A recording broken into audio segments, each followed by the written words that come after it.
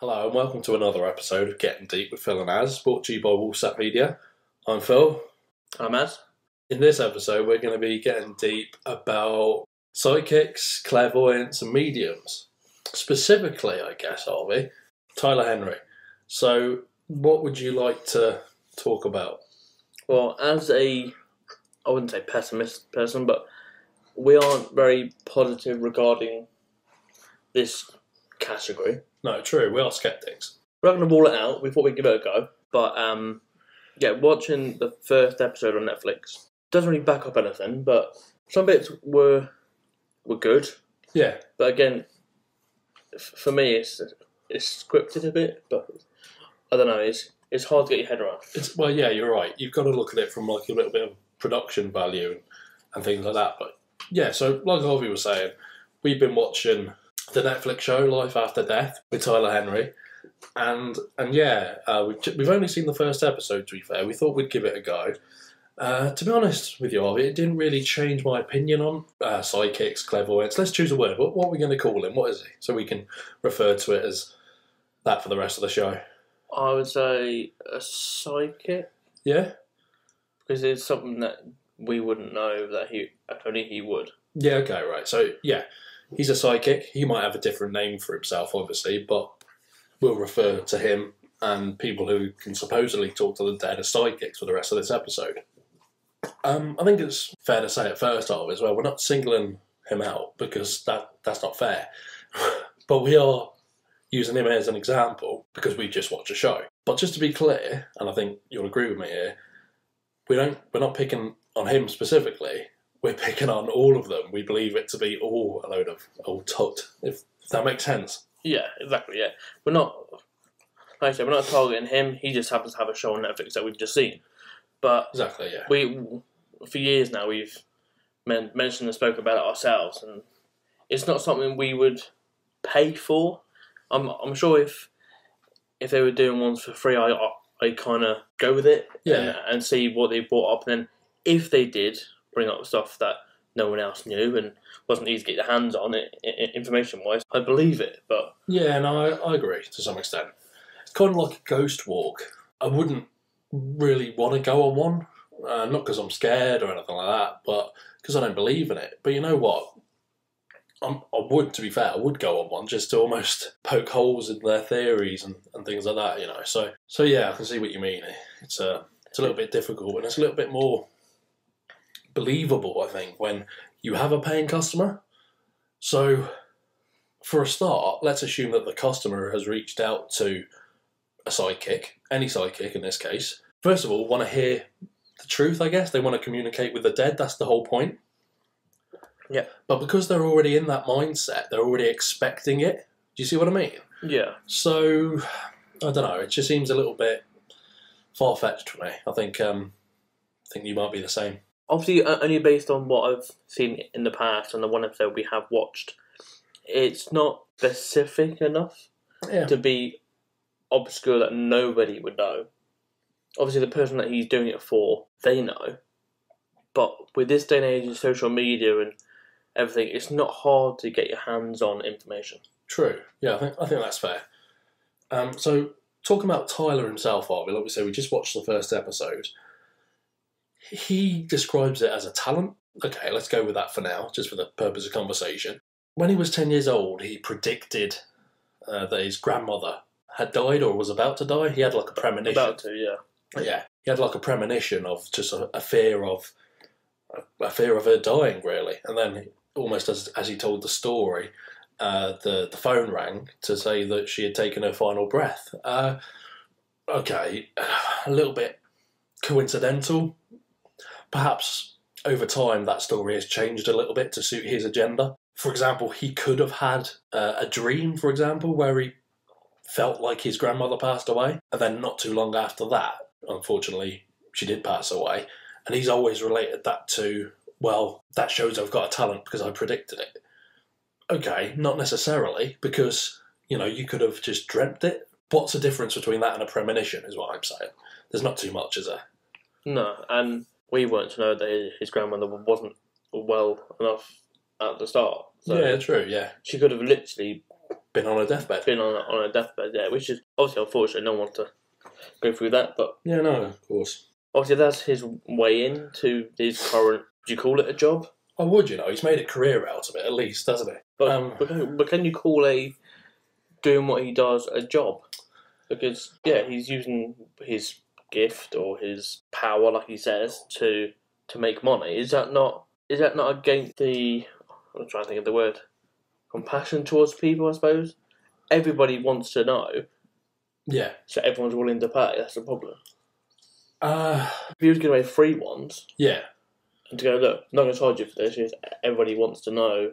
And as I have a gift and you don't, I'll give this for you for free because I don't need any money because it's your family, it's your news that you want to find out. It's your story almost. Yeah, no, that makes sense. I mean, we know what the world's like, are we? We know it revolves around money. The world spins for money.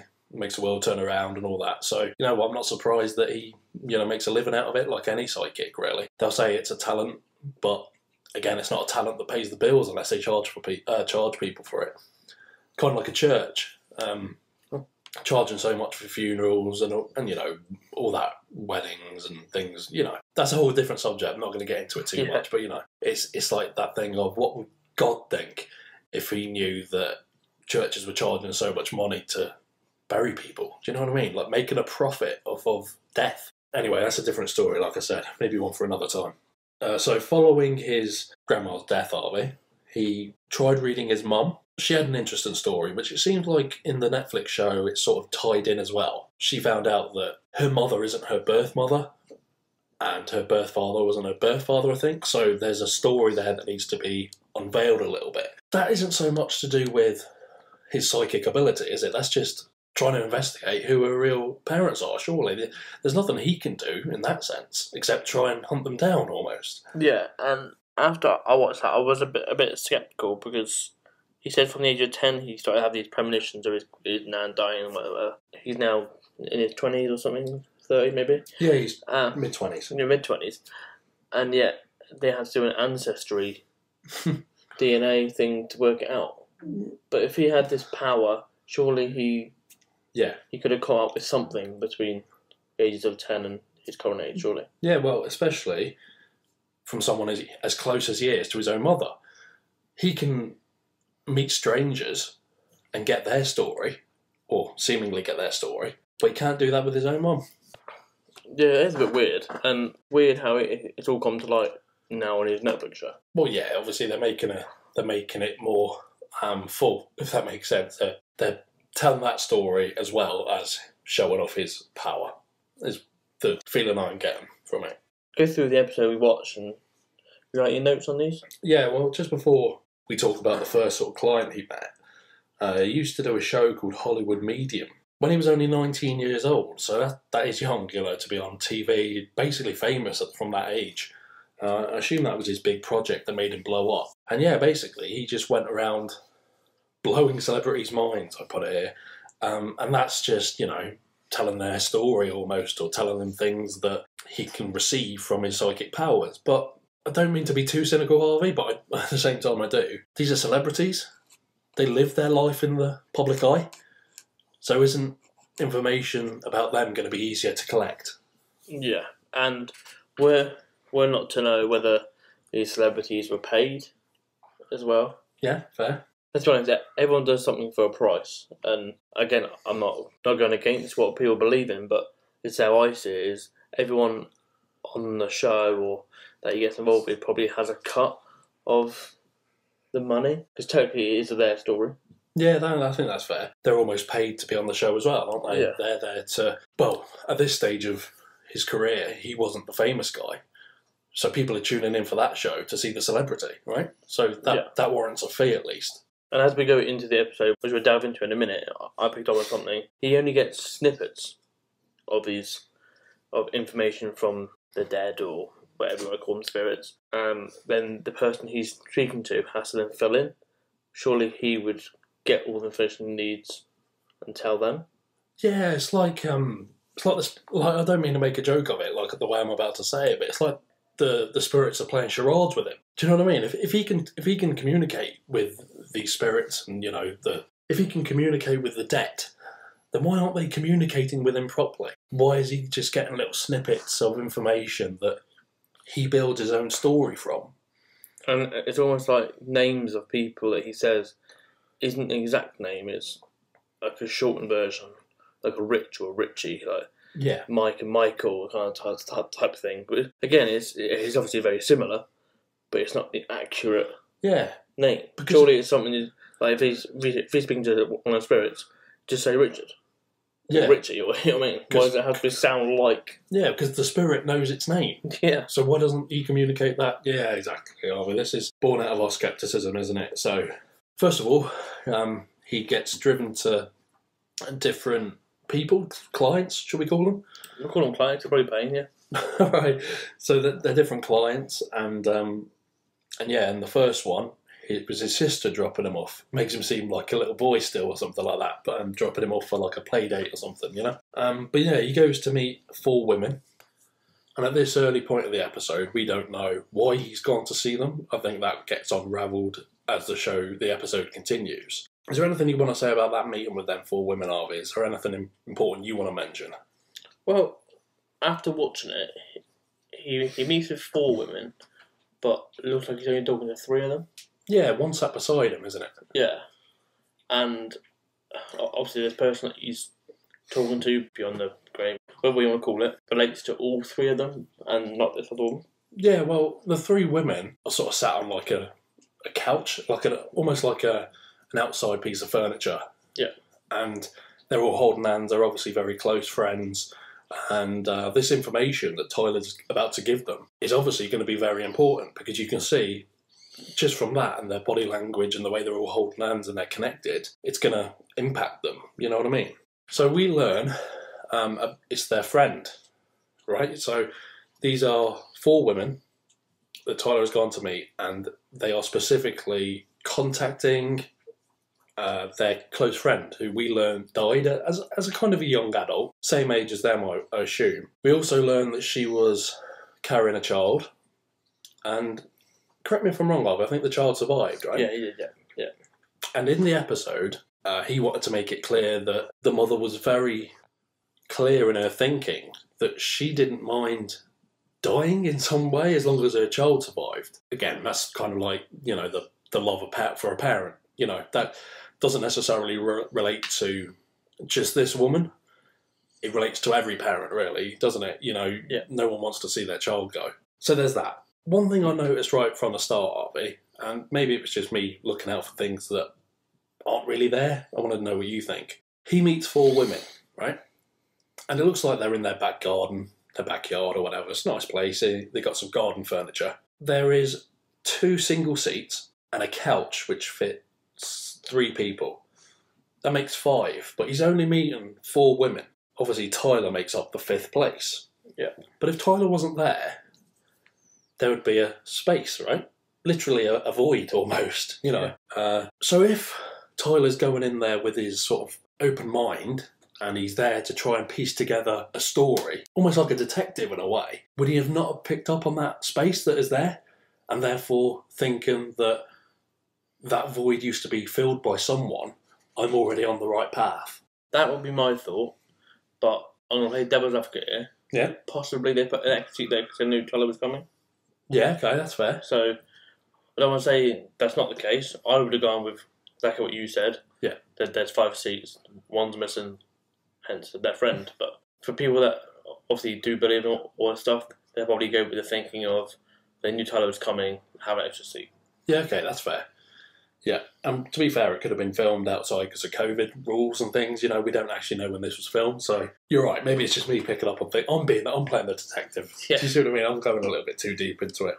But yeah, so obviously Tyler's got a unique method. I think we'll say that, right?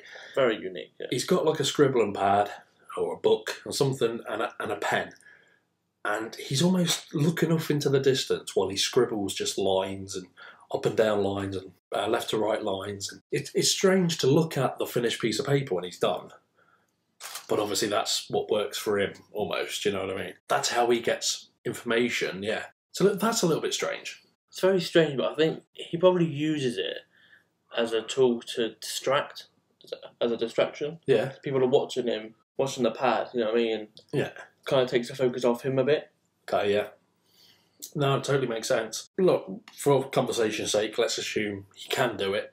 Whatever helps him get that gift out, right? You know what I mean? If it is scribbling on a piece of paper, if that's what it takes, then yeah, fair play, do it, because it helps. So yeah, I haven't got a problem with that, although it does look strange when he's doing it. We were told prior to the episode, actually, that the producers haven't given Tyler any information about the people he was meeting. Apart from that location. Yeah, fair. Apart from the location, because he obviously needed to know where to go to meet them. Oh, it's hard, Harvey. I don't want to call anyone a liar, but do you think that's true or not? It's easy for a producer of a program where he's going to benefit from. Yeah. That he doesn't have that information. Now, he can have all the information that he needs for the episode, but just doesn't come across like he knows it. So the viewer, i.e. us, doesn't know that he's already been told this. Yeah, no, of course. But let's say, again, for the people that do believe in this, he's been given no information apart from where they live. Surely he can find out who lives there. Yeah. And then find out that way, because everything's on social media and online. So if you give someone an address, you'll know who lives there. Can I be a real cynic as well and say, couldn't the spirit give him the address? I know that's probably a little bit too far-fetched, but do you see what I mean? At what point do we say, oh, we can't tell him that? Well, why not? It tells him everything else. Yeah, very true. But on the way to their house, he says he picked up a very feminine vibe or something. Yeah, that's right. Obviously, without his sister being in the car, obviously, but you know. Yeah, exactly. That's another point I had. You're right. His sister was in the car with him. It was the only other... Well, she was the driver and Tyler was the passenger. So that's the feminine vibe. But it was almost used as if to say that when he did meet the women, I had a feminine vibe. It was 50-50, wasn't it? Let's be honest. Yeah, it is. It's 50-50. In this case, he got it right. Okay. But it's not so much just the female vibe he said he was getting. It was also the fact that at this point, he hadn't started to communicate. Now, let's believe what the producers said was true. He wasn't told beforehand that he was meeting 4 women. And again, let's assume that to be true. The spirit hasn't started speaking to him, so how is he picking up this vibe? No idea. But again, he's been told a place where to go. He can just look it up. Who lives there? It could be these 4 women. Could be. Yeah, could be, you know. It's mad, yeah. It's as easy as that. Well, to be fair, right, you only need to find one. And then you can go through their social media and find out how close... It's like... Because from what I saw of them 4 women, they look like 4 best friends. Yeah, yeah. And sadly, they lost their 5th. That was the point of them meeting Tyler. So she died of diabetes. She was in the hospital, right? She was ill. She was getting tested and pumped full of fluids. She was telling them on the phone that she wasn't feeling too great. And sadly, she passed away. That's obviously going to leave a big hole in their life. But again, without being too much of a skeptic or a cynic, they're there for information about her. So it's a tough one, Harvey. I'll be honest, I'm having trouble believing it. Because, again, without going too far off subject, I believe in things I see. I don't believe in ghosts. I've never seen one. I don't mean to be crude. I don't believe in God. I've never seen him. I've never seen his actions or he built the world. I wasn't here for it. Do you know what I mean? He hasn't done anything else. No, I'm in the same boat as you. Yeah, good.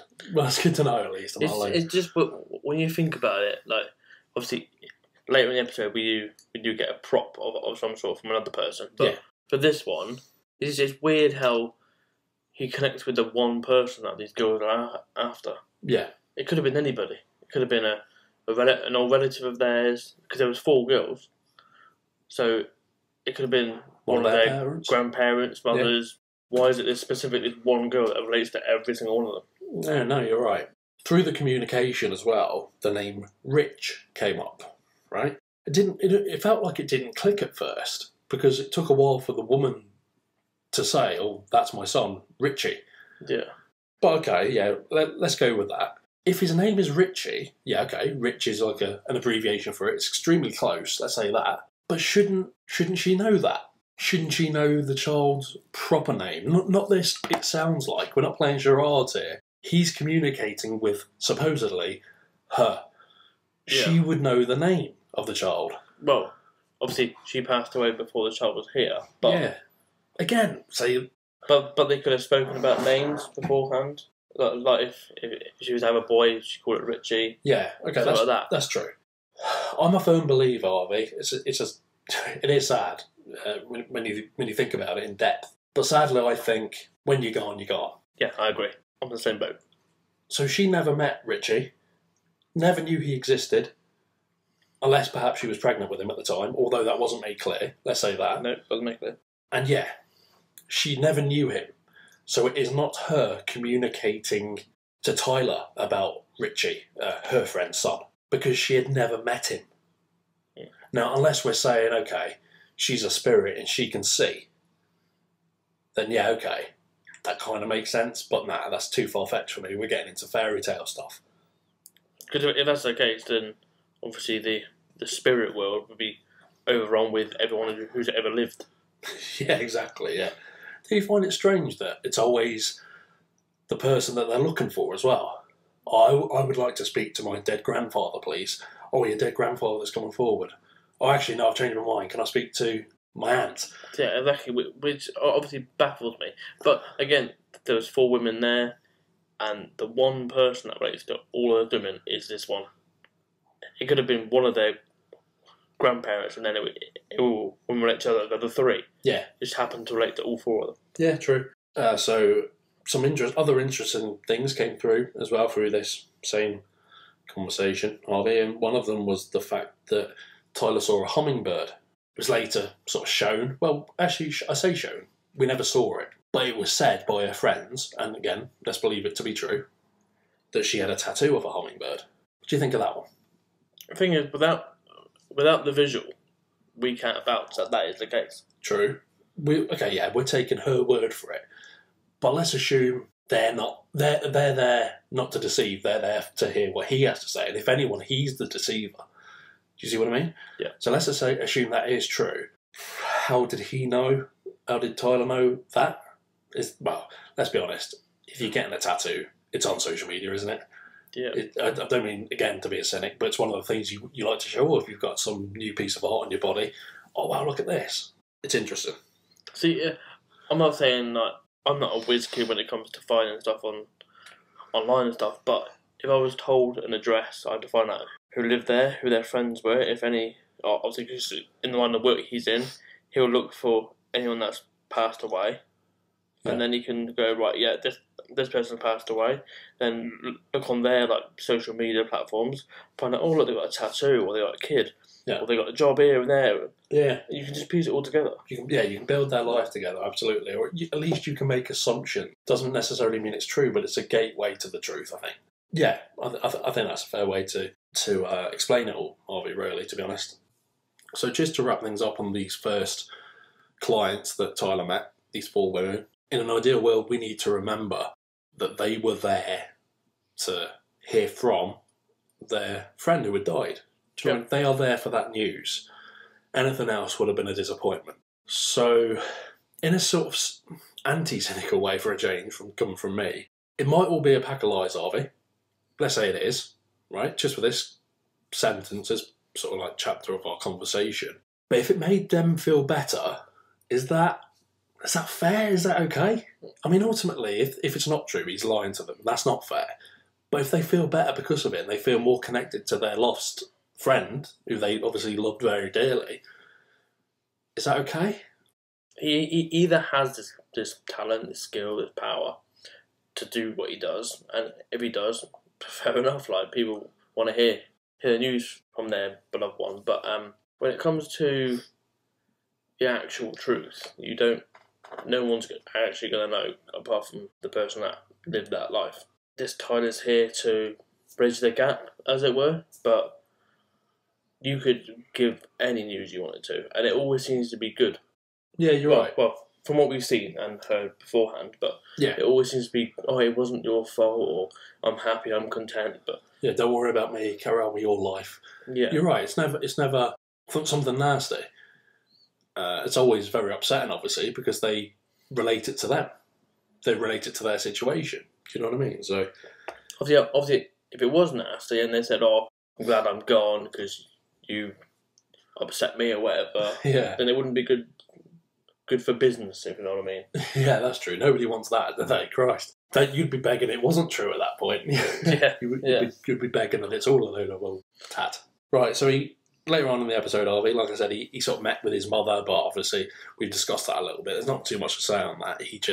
They're doing an ancestry tree by the looks of it. It doesn't involve his powers at all.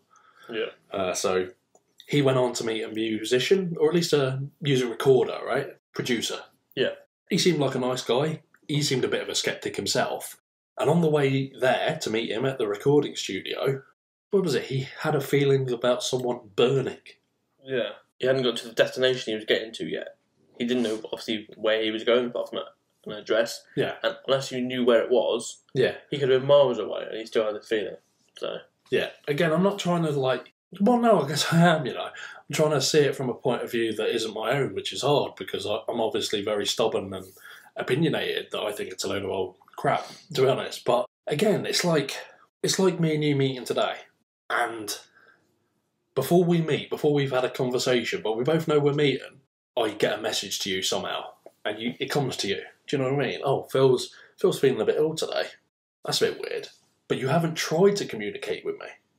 Yeah. At this point in the conversation, or this point in the show, the episode, he didn't know who he was meeting. So why is somebody coming through to him at that point saying, well, something along the lines of being burnt in a fire? No idea. It's one of those things. Yeah, it plays too much into the sort of skeptic in me, I think. I think that's the problem. I'm looking for holes. Do you see what I mean? It doesn't make sense to me, but again, we'll see. This meeting was a little bit different, wasn't it? Because the guy, the record producer, handed him a watch. And Tyler used this watch to help with his communication. Again, alright, okay, he didn't need anything in the first one. Why is this one different? Why can he hold the watch and he feels more connected? I don't know, I didn't understand that too well, did you? I didn't understand it, but for someone who does believe, I can't understand why that would be something that he would need to do. This object was owned by the person that passed away. So, yeah. So there is that gap. There is something to bridge it. Yeah, you can feel the energy a little bit better or clearer or something. Now, there was a story, obviously. I think it was his cousin, Harvey, correct me if I'm wrong. Yes, his cousin, yeah. His cousin, who he was very close to as a child, they grew up together. He ended up passing away. I think it was gang-related. It's obviously very nasty. I think he was killed, murdered, obviously, in cold blood and burnt. Terrible, nasty thing to happen to anyone. Of course it is. It's like disgusting behaviour. And the show showed us a newspaper clipping of what we imagined to be the front page of that day's paper, the day he died, or the day after, so it made the press. Again, the cynic in me is saying, well, at some point, this was public knowledge. Does Tyler have to investigate that much if he's looking for stuff like that? Do you know what I mean? But again, it comes down to he's given a destination, this studio. Obviously, you type into Google the studio name, the name of the owner would come up, who he's meeting, and then look on all of his social medias and news related to him, and this would be his cousin who died. So it's all connected. Yeah, even if it was something to do with the anniversary of his death, and there was a Facebook post, say the record producer, really should have grabbed his name, I apologise, but the record producer posted something, oh, you've been gone for this amount of years now, I still miss you. And then, again, that's another avenue. Who's this? And then, obviously, you search for his name and you find out, oh, Christ, he died in a fire. You know what I mean? That's nasty. And that fits in well with the comment before he arrived at the destination, saying that he could feel something coming through about being burnt. Yeah. And as well, going to meet this guy whose cousin, sadly, was burnt after he had died by this gang. It was part of the attack almost. See, I think part of Tyler's process, he kind of says too much, if you know what I mean. Yeah. Too much is happening for it to sound real. Obviously, for the believers that listen to this, more information the better. Yeah. But in some cases, it just doesn't sound believable.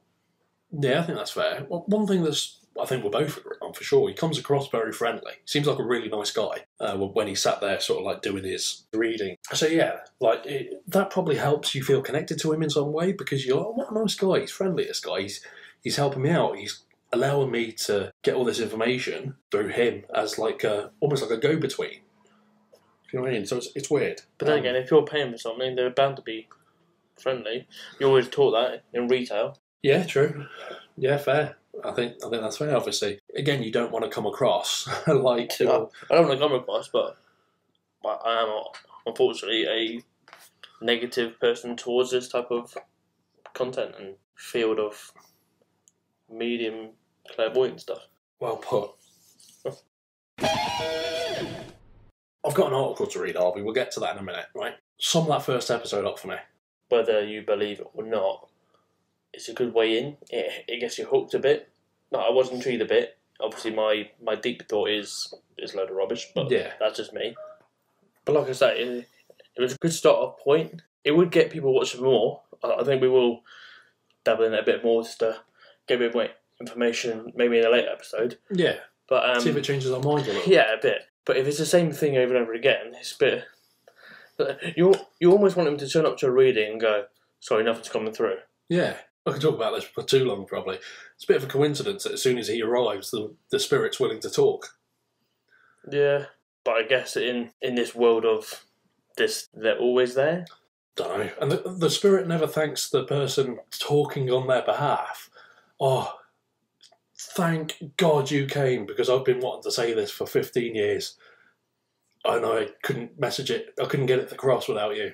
So, if this is the case, obviously they connect with him to connect with their loved ones. The rest in peace thing we always hear in churches and funeral stuff. Is that not the case then? They can't rest in peace until the information's been given. I have no idea. I've never thought of it that way. Yeah, I don't know. That's a good point, Harvey. I'm not sure. Do you think it does? I think the fact that a spirit's come forward and want to connect with them kind of says that they're not happy. Yeah. Not content with resting in peace, if you know what I mean. Yeah. They're not at peace because they've still got something to say. Yeah.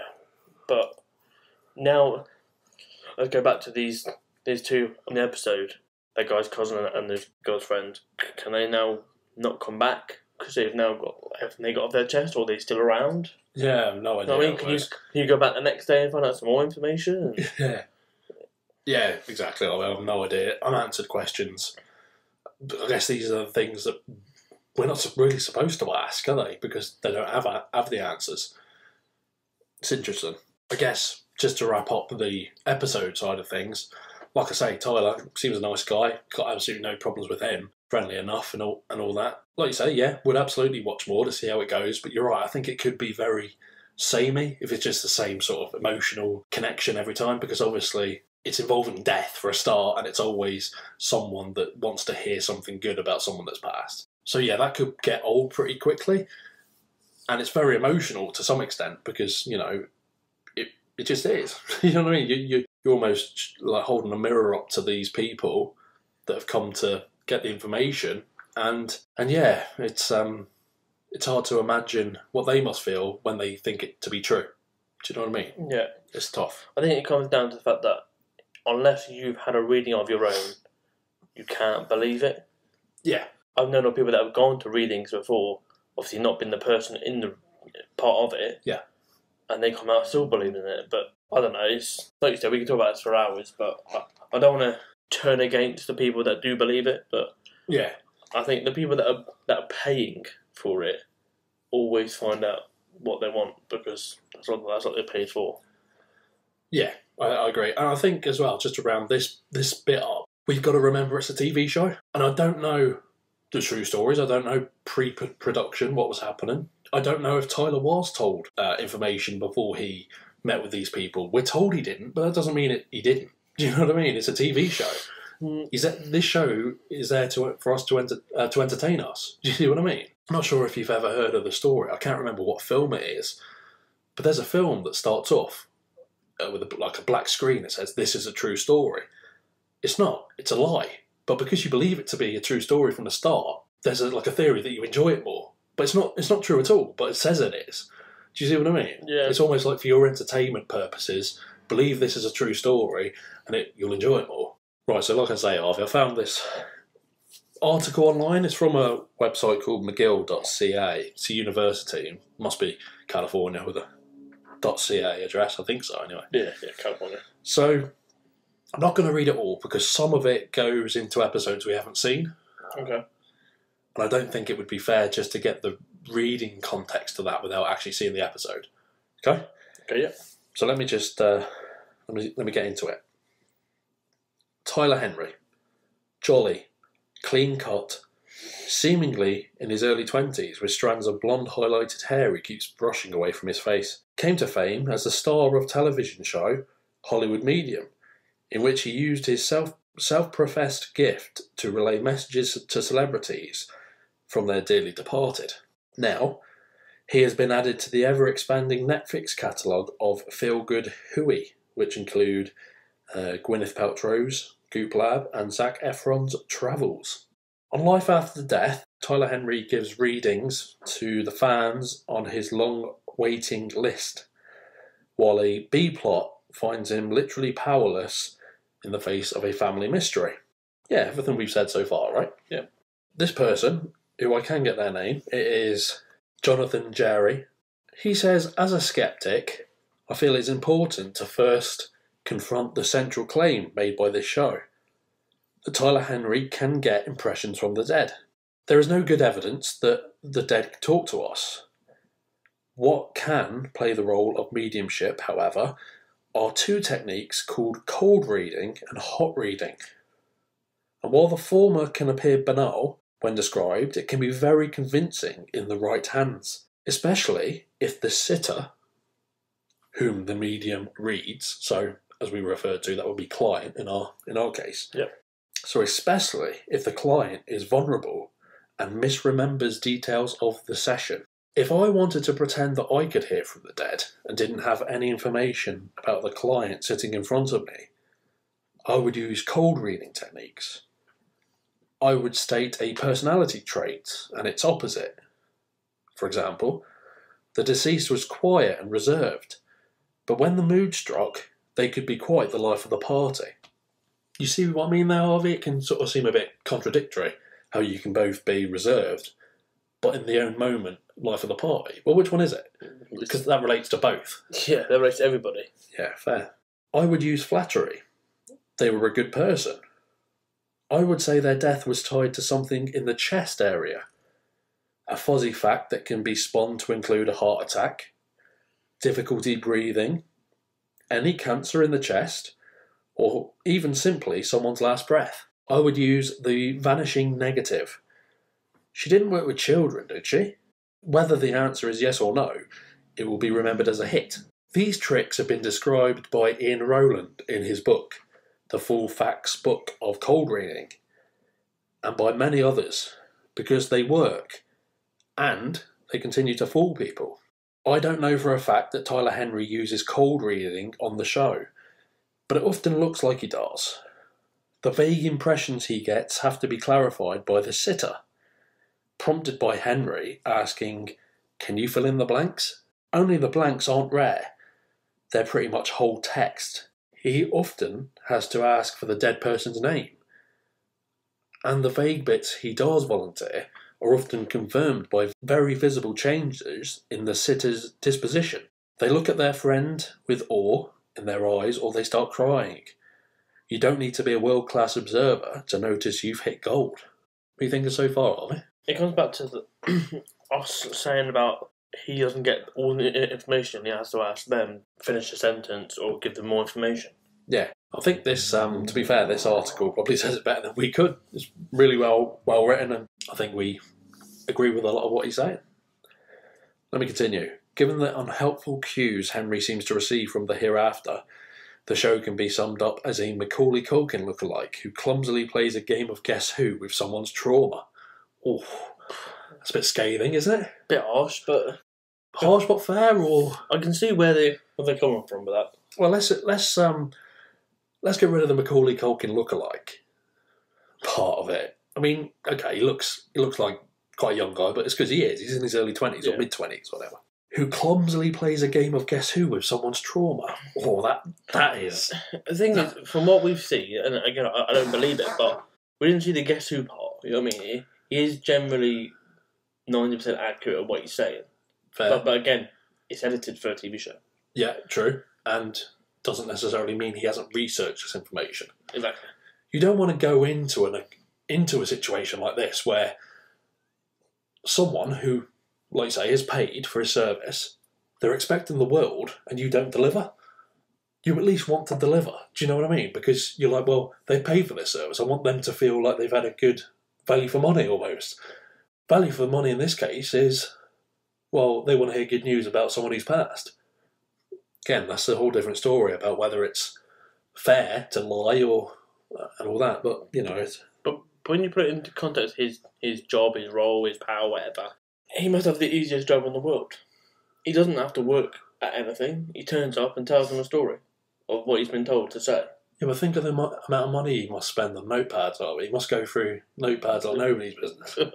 Well, obviously, depending on what he's charging the client, I'm sure he's got enough money for notepads. But do you know what I mean? It's the easiest job in the world. He has to do no research whatsoever. Yeah, if he has the gift. If. Which we don't believe he does. Let me continue again. The opposite of cold reading is hot reading. The show tries very hard to convince us that hot reading was not in the cards. Hot reading is cheating. It means to gather information about your client beforehand and to let it trickle out during the reading as if it were whispered to you from the afterlife. With social media, like we've said, Harvey, hot reading someone could be as easy as scrolling through their Facebook posts.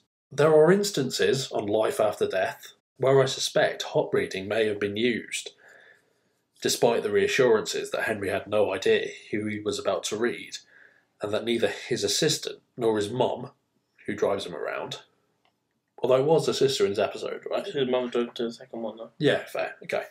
Neither his assistant nor his mum, who drive him around, know who is waiting for him. We haven't seen this, Harvey, but I will mention this. A reading he does in episode 9 is peppered with 3 names that hit their targets. Is there a Harold, he asks. That's the name of the deceased grandfather they had been discussing. He then mentions precious stones, opals, rubies. Aunt Opal was Grandpa's sister. Later, he asks, is there a Luke in the family?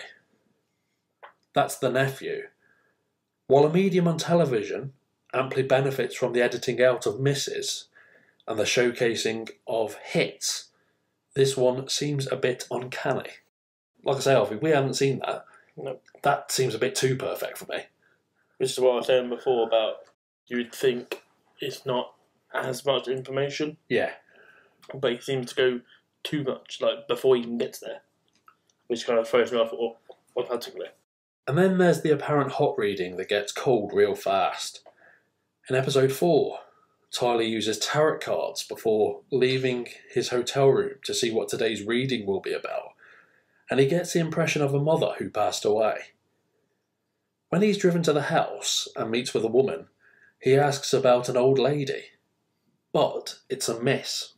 Turns out that the woman's young son died drowning in Belize on a school trip, and he was wearing a GoPro camera, which means that his death, horrifically, was recorded on video.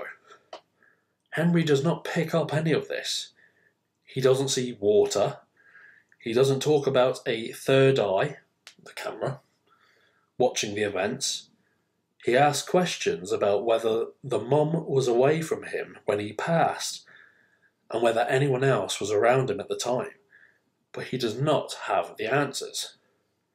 It turns out that the woman whose son drowned does not live in this house. And the mother who passed away, who Henry claims he can see by the shed, is the mother of the homeowner, who is asked to come out of the house and confirm this.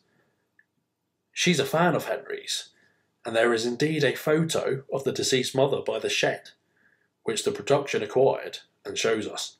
Did Henry look up the owner of the house he was being driven to? Was he fed information about her from his assistant? I have no way of knowing. But the brilliant thing about mediumship is that anything can be excused. You may think the impressions are about someone in your client's past, but it may turn out to be the ghost of the homeowner's mum, or the family of the associate producer overseeing the shoot, a trick that was used on Netflix's The Goop Lab, and as Henry mentions in episode 5, sometimes people we've never met can come through. Now that's awfully convenient. Again, it goes back to why is it always the person that they want to come out comes out? Yeah, so again, in this case, let's assume that he had done the research on the homeowner that he was going to visit. The homeowner wasn't actually the person he was going to read, so that actually screwed him a little bit, if that was the case. But then again, like this article says, it's excused with the fact that, well, I don't know who's going to come through. But by then, is it already a case of, I'm not going to win this one, that's the backup plan? Yeah, almost, yeah, probably. The show works really hard to convince you that Tyler Henry, who has over 500,000 Facebook followers and a bit more on Instagram, is an aw shucks medium next door. His fake smiles and grimaces, like a child's idea of how an adult therapist behaves, are contrasted with his growing fatigue. He is a gifted man on a mission to help people at a great cost to his health.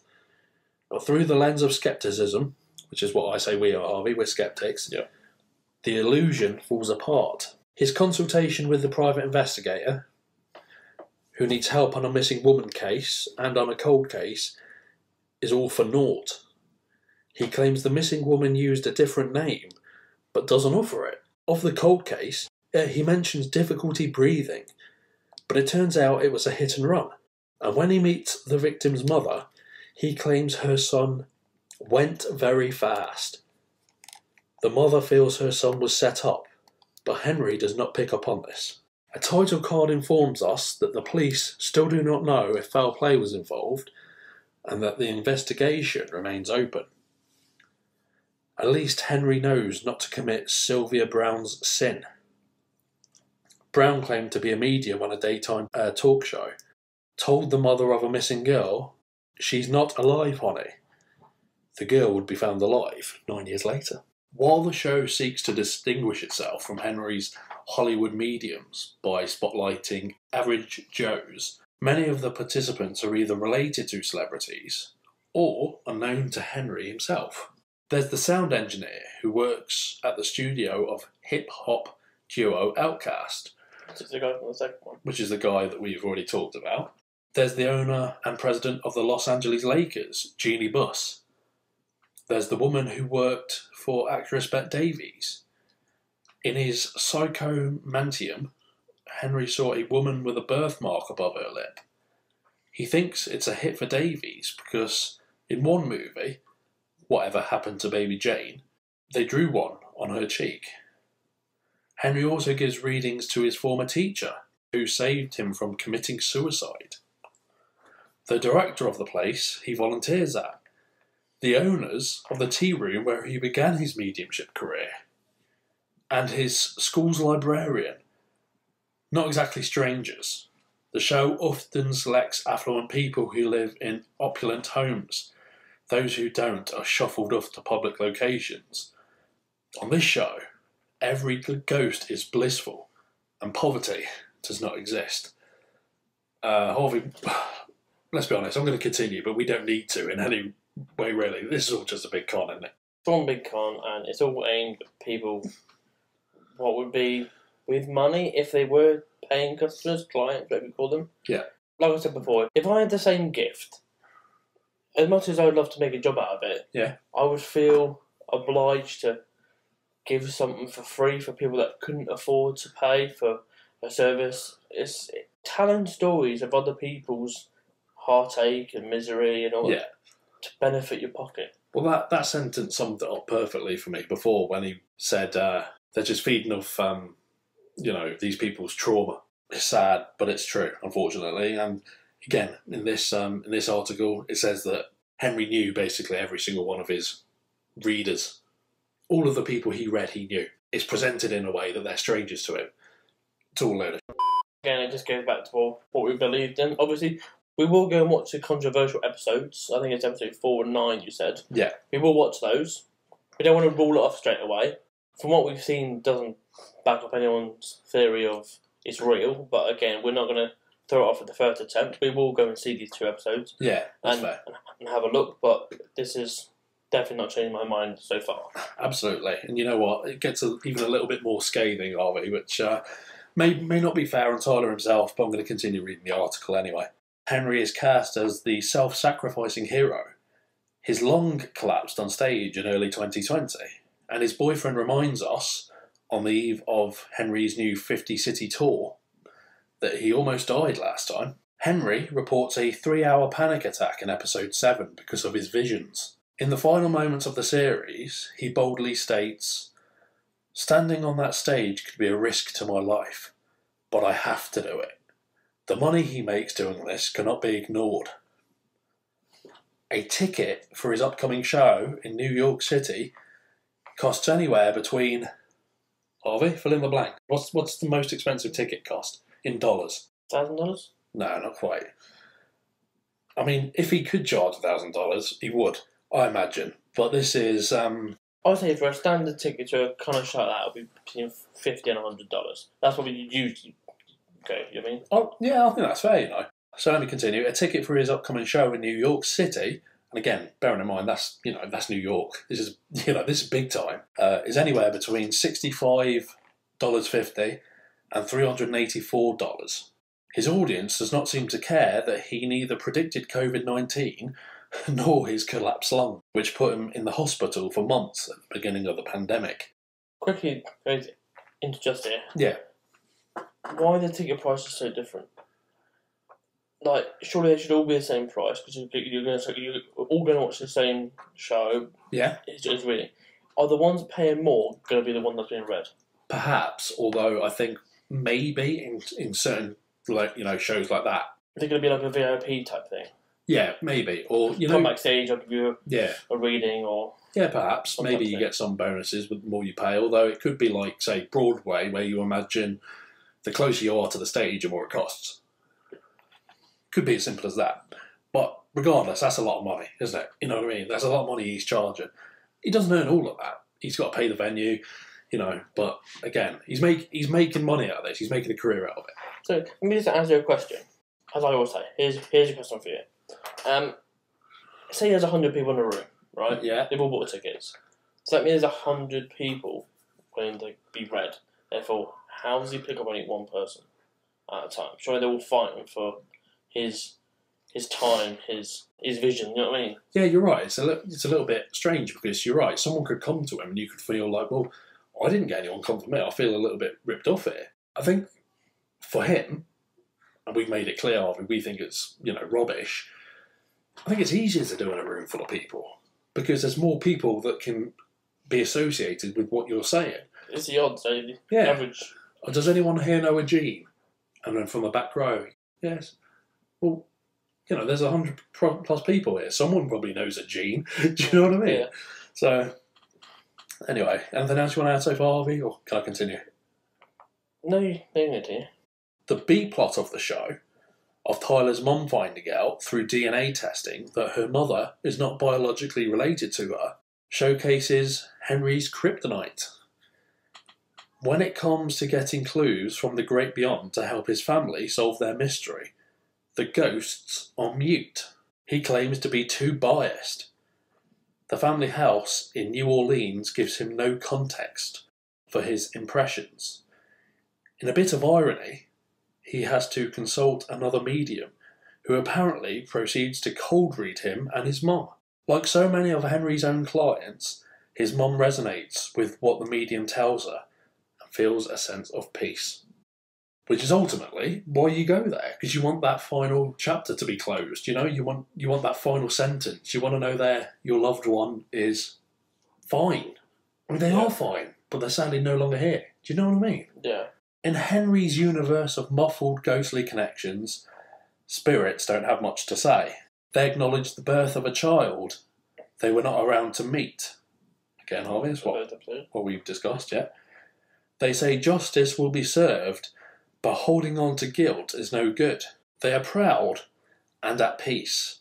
These are messages we can readily glean from Hallmark greeting cards. If Henry really picks up on the garbled transmissions of spirits, what use is his power if all the ghosts have to give us is an A-OK signal? They never reveal the name of their murderer, or where their secret stash of money is, or the winning numbers of next week's lottery. They simply love you and want you to know that everything is good. Love is the Achilles heel mediums exploit. That's agree. That summed up perfectly. Very close to ending it. I apologise. But this article is very good. I think it's saying a lot of things that we want to say, but he articulates it so much better. You know what I mean? So, what's the harm if this bit of emotional manipulation serves as an alternative therapy for grieving parties? I reached out to two people who investigate mediums regularly. Michael Marshall, project director for the Good Thinking Society in the UK, reminded me that not all mediums offer pablum. At one psychic show I attended, a lady was told that her son's death wasn't suicide, it was murder. From that moment on, rather than bringing her comfort, the psychic set her to look out for evidence of a killer who does not exist. Again, that's dark. Susan Gerbic, who has written about Tyler Henry for Skeptical Inquirer, told me that anyone not having a positive experience is not going to make it in the final cut. Relating to what we've said, Harvey, it's all a TV show. It is television, after all. Some of the people who get a reading and then start to doubt its authenticity end up getting in touch with Gerbic. They sense that they've been taken for a ride. It's not the money they've spent so much as the feeling that someone was manipulating you, got into your brain and rumbled around. These victims let their guard down and found themselves betrayed by their own instincts to trust. There's a good reason why psychics and mediums are often referred to as grief vampires. You ever heard them called that before? I haven't, but it's about right. Unwittingly, or perhaps as a wink to the skeptics, Tyler Henry says the following in the closing moments of the show. There's a lot at stake. People are desperate for any semblance of a connection to their loved one. Indeed, people are desperate. They have suffered incalculable grief. One of the sitters on the show lost 2 young daughters in a catastrophic mudslide. These people are vulnerable. To Out magazine, he once said he wanted to work with parents who lost a child to suicide. It makes my skin crawl. I mean, that makes it seem a lot darker than what we're coming across as, Harvey. That makes it seem like you are purposely trying to find people who have lost someone so dear to them, and you are being a grief vampire, feeding off their grief for financial benefit and gain. And that ultimately is why I don't believe in it. I'm the same. All the grief that people go through, they want the answers. They're willing to pay to get a bit of closure. And these people that do the readings know that. And specifically targeting people, parents who have lost, children, that's a heartbreaking thing to go through. And to purposely target them as that they're probably more willing and likely to want to hear what their lost child is saying is the most disgusting, fraudulent act anyone can do. I'm just going to leave you with this, Harvey. This is the last the last paragraph in the article. You'll like this, I think. A lot of money at Netflix is riding on Tyler Henry looking good for the camera. We would do well to remember how Tyler is credited on the International Movie Database, IMDb. Under his name, it simply says actor. Deep. Savage, right? I don't think there's too much to add, Harvey. I do want to give this guy a shout out again. Jonathan Jarry. Brilliant article. Said it better than we could, and you know what? We totally agree. My closing sentence on this subject, Harvey, is it's disgusting how people, regardless, I'm not just targeting Tyler for this one. He's just the crux of this conversation because we've seen his episode and his series last. But anyone who does that to con people out of money when they clearly can't talk to the dead, and I believe that's everyone. Everyone who claims to be a psychic is a liar because the dead cannot be contacted.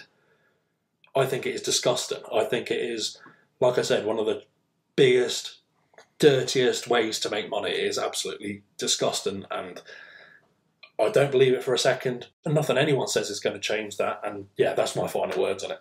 I can't really add much more to that, apart from it's these people that do these reading things is just more of a fraudster than a psychiatrist in a way. Yeah. Obviously, psychiatry is very good for obviously mental health and stuff. So don't take my word on that. But it's certain things that people are told or to benefit them, and obviously they all want answers. So. Well, if we were to look up con man or fraudster in the dictionary, it is essentially conning people out of money, and that's exactly what they do. Yeah, because they wouldn't do it for free, and they do it with a smile. Whew, that got a bit deep there, Harvey, but I'm glad we got another episode done. You feeling okay?